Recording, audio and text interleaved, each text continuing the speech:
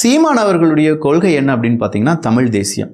இந்த தமிழ் தேசியத்துக்கு மிகப்பெரிய அளவில் இடையூறாக இருந்து இல்லாட்டி தமிழ் தேசியத்தை அழித்த, ஈழத்தை அழித்த மிகப்பெரிய பங்கு இப்போதும் காங்கிரசுக்கும் திமுகவுக்கும் இருக்கிறது அப்படிங்கிறத பல நாம் தமிழர் கட்சியை சார்ந்த தம்பிகளும் சொல்வார்கள், சொல்லிக்கொண்டே இருப்பார்கள்.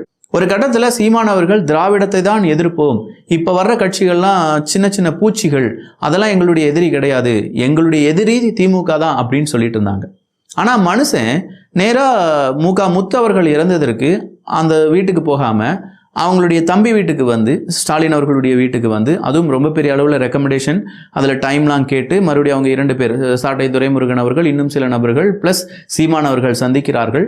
அப்படி சந்தித்து அவர் முடிச்சுட்டு போன பிறகு ரொம்ப சாஃப்ட் கார்னராக சீமான் அவர்கள் பேசுவார் அப்படின்னு சொல்லி சவுக்கெல்லாம் சொன்ன போது நம்ம நம்பலை.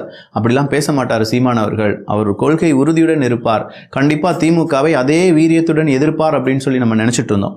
திடுதிப்புன்னு பார்த்தா லட்சிய கூட்டத்திற்கும் ரசிகர் கூட்டத்திற்கும் இடையே போர் சண்டை. உயர்ந்த லட்சியத்தை கொண்டிருக்கிற சித்தாந்தமா சினிமாவா? இதாண்டா சண்டை. இங்கே கொள்கை கூட்டம் அப்படின்னு சொல்லி நாம் தமிழர் கட்சியையும், ரசிக கூட்டம் அப்படின்னு சொல்லி திரைப்படத்துறையிலிருந்து வந்த விஜய் அவர்களையும் குறிப்பிட்டிருக்கிறார். திரைப்பட கவர்ச்சி இங்க இருக்கக்கூடிய இளைஞர்களுக்கு இருக்கக்கூடாது, 100% உண்மை. நானும் அதற்கு உங்கள் பக்கம் வந்து நிற்கிறேன். ஆனா அதே திரைப்பட கவர்ச்சியிலிருந்தான உதயநிதி ஸ்டாலின் அவர்கள் வந்தார்.